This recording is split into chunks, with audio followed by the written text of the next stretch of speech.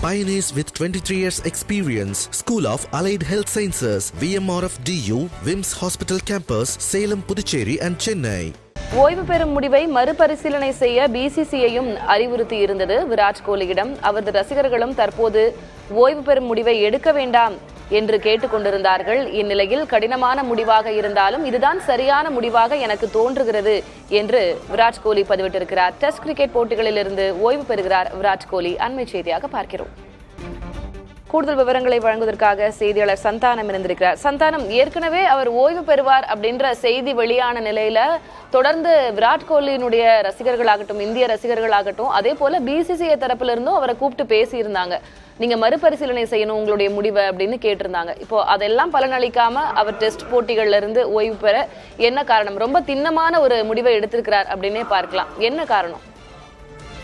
நிச்சயமா தலைவதி விராட் கோலியை பொறுத்த வரைக்கும் அவர் இந்திய அணியில ஒரு ஸ்டாராக 2011ஆம் ஆண்டு சச்சின் ஓய்வு பெற்ற பின்பு இந்திய அணியினுடைய வழிகாட்டக்கூடிய ஒரு முன்னணி பேட்ஸ்மேனாக தொடர்ச்சியாக இளம் வயதிலிருந்தே இந்திய அணிக்காக விளையாடினார். குறிப்பாக இந்திய உலக அளவில் பார்த்தோம்னா டெஸ்ட், ஒரு நாள் மற்றும் T20 என 3 ஃபார்மேட்டுகளையும் சராசரி 50க்கு மேல இருந்தது. அதாவது மிக மோசமாக விளையாடக்கூடிய காலகட்டத்தில் கூட அவருடைய சராசரி என்பது 50க்கு குறையாம இருந்தது.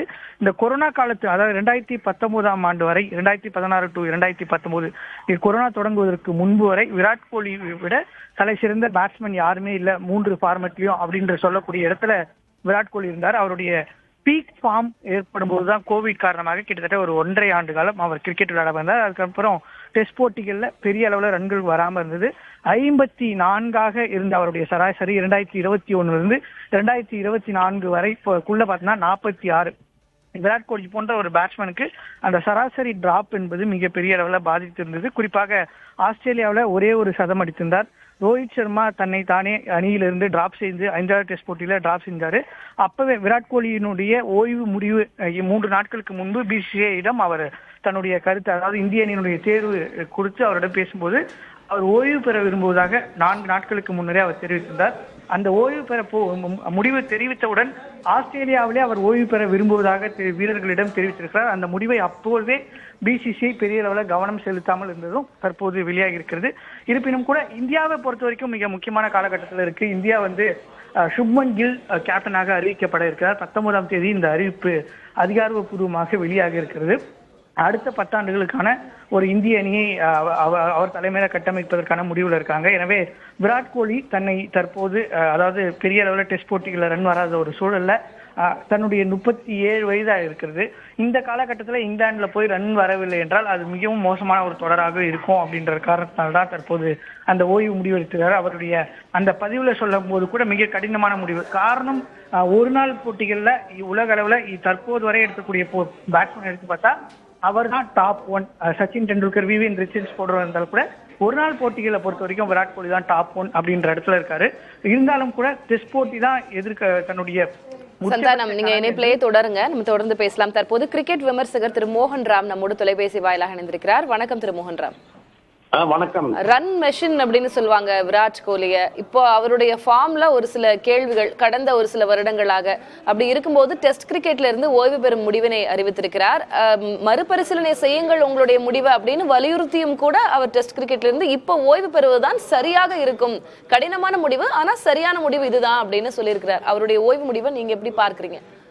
முதல்ல விராட் கோலி என்ற ஒரு அபாரமான கிரிக்கெட் வீரருக்கு இந்திய கிரிக்கெட்டை ரசிக்கும் ஒரு நபராக, இந்தியாவை வணங்கும் ஒரு நபராக அவருக்கு என்னுடைய நன்றிகளை தெரிவித்துக் கொள்கிறேன்.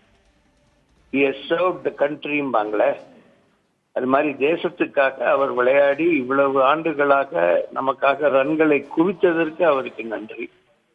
37 வயசு ஆயிடுச்சு. அவருக்கும் ஒரு குடும்பம், மற்ற பொறுப்புகள் இருக்கு.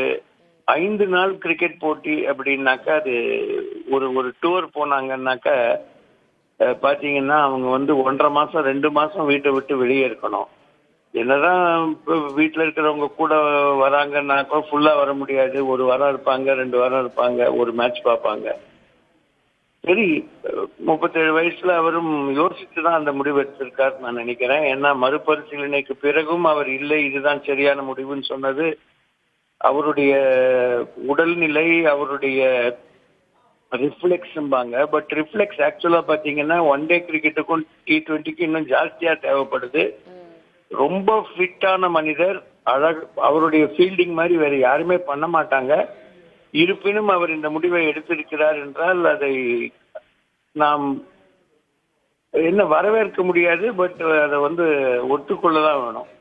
விராட் கோலிக்கு இன்னும் T20 கிரிக்கெட்லயும் ஒன் டே கிரிக்கெட்லயும் அவர் நம்ம தேசத்துக்காக அவருடைய திறமைகளை காட்ட வேண்டும் என்று என்னுடைய வேண்டுகோள்.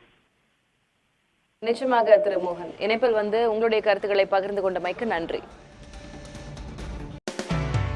Pioneers with 23 years experience. School of Allied Health Sciences, VMRF DU, Vims Hospital Campus, Salem, Puducherry and Chennai.